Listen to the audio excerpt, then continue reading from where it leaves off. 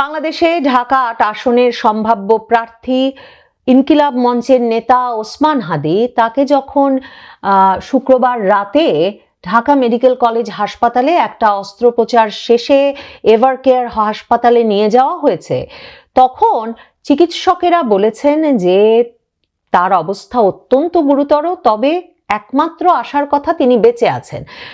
BBC Bangla শিরোনাম করছে ওসমান হাদির অবস্থা খুবই ক্রিটিক্যাল, তবে তিনি বেঁচে আছেন। মাথার এক পাশ দিয়ে গুলি ঢুকে অন্য পাশ দিয়ে বেরিয়ে গেছে হাদির, এবং ঢাকা মেডিকেল কলেজ হাসপাতালের নিউরোসার্জারি বিভাগের প্রধান ডাক্তার জাহিদ রায়হান একটা অস্ত্রোপচার শেষে সরাসরি বলেছেন সাংবাদিকদের যে আমরা পেশেন্টের ব্যাপারে কোনো আশার কথা বলবো না, তবে উনি এখনো বেঁচে আছেন, বাকিটা আল্লাহর ইচ্ছা। এই হচ্ছে ওসমান হাদির অবস্থা। কাজে তার শারীরিক অবস্থা নিয়ে, মানে তিনি তো একটা জীবন মৃত্যুর সন্ধিক্ষণে আছেন, সেটা নিয়ে উদ্বেগ যেমন আছে, সারা দেশে ব্যাপক বিক্ষোভ ছড়িয়ে পড়েছে ওসমান হাদির ওপরে এই হামলার ঘটনায়। ঢাকা সহ দেশের বিভিন্ন জেলায় বিক্ষোভ হয়েছে।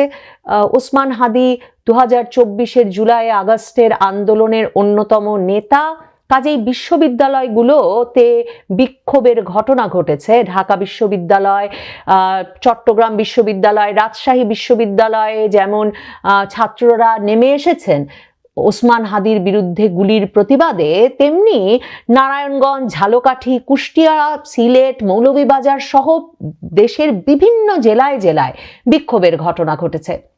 কিন্তু প্রধান প্রশ্ন হয়ে থেকেছে এবং সকলের মনেই যেটা ঘুরছে সেটা হচ্ছে ওসমান হাদিকে গুলির ঘটনাটি ঘটালো কারা, এর পেছনে কারা, ষড়যন্ত্রটা কার। এবং এটা তো একটা বিচ্ছিন্ন ঘটনা হতে পারে না, মানে ওসমান হাদির মতো একজন সুপরিচিত, সারা বাংলাদেশে পরিচিত একজন তরুণ নেতা, তাকে সুনির্দিষ্টভাবে টার্গেট করে যে এই হত্যাকাণ্ড ঘটানো হয়েছে, একেবারে হত্যাকারীকে নিয়োগ দিয়ে, সেটা হত্যার যেসব সিসিটিভি ভিডিও বেরিয়ে এসেছে থেকে শুরু করে কোনোভাবে এই নিয়ে সন্দেহ করবার কোনো অবকাশ নাই।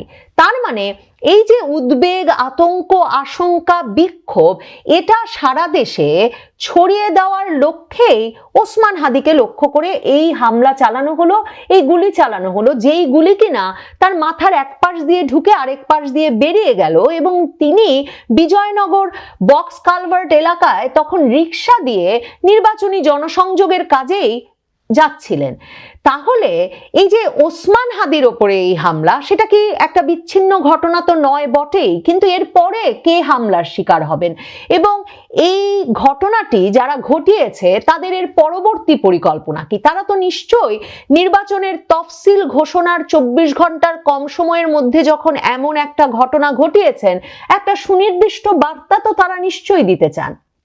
সংস্কৃতি উপদেষ্টা সরোয়ার ফারুকী কালকে স্ট্যাটাস দিয়ে মনে করিয়েছেন যে ওসমান হাদি আগে থেকেই হত্যার হুমকি পাচ্ছিলেন, এবং তিনি বলেছেন যে ওসমান হাদিকে 30টি বিভিন্ন ভারতীয় নম্বর থেকে ফোন করে হুমকি দেওয়া হচ্ছিল।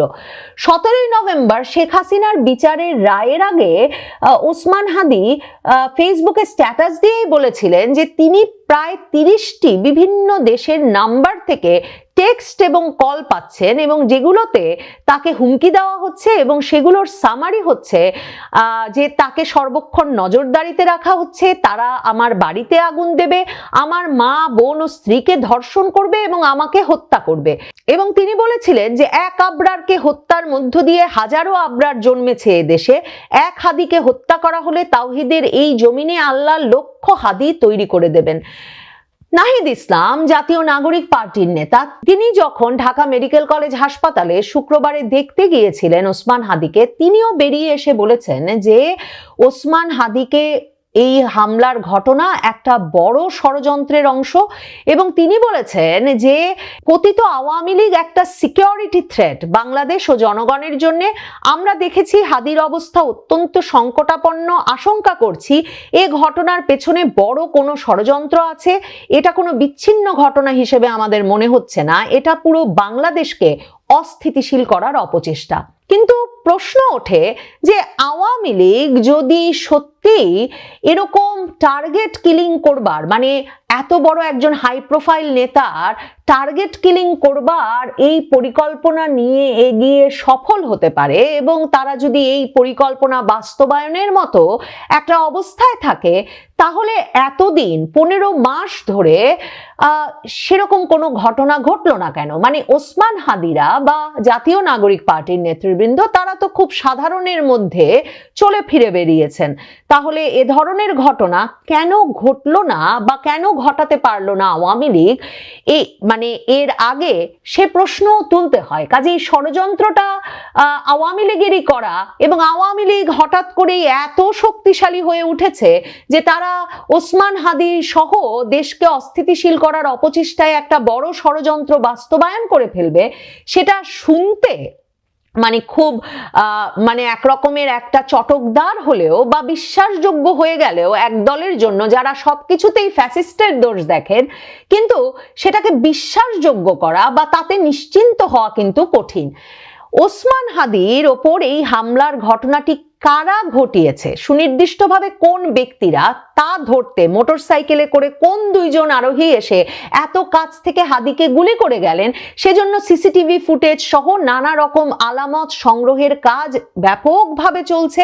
পুলিশ সাঁড়াশি অভিযান চালাচ্ছে, এবং এরই মধ্যে জানা গেছে যে মোটরসাইকেলে করে আসা যে 2 জন তারা সম্প্রতি ওসমান হাদির প্রচারণার টিমেও যোগ দিয়েছিল, এবং ইনকিলাব মঞ্চের সদস্য মোহাম্মদ ওসামা জানিয়েছেন যে মোটরসাইকেল করে আসা 2 জনের মধ্য থেকে একজন ওসমান হাদির ওপর গুলি চালায়। এই 2 জনই প্রায় 2 সপ্তাহ আগে ওসমান হাদির প্রচারণার টিমে যোগ দিয়েছিল। মাঝখানে কিছুদিন তাদের দেখা যায়নি, কয়েকদিন আগে তারা আবার এসে প্রচারণার কাজে যোগ দেয়।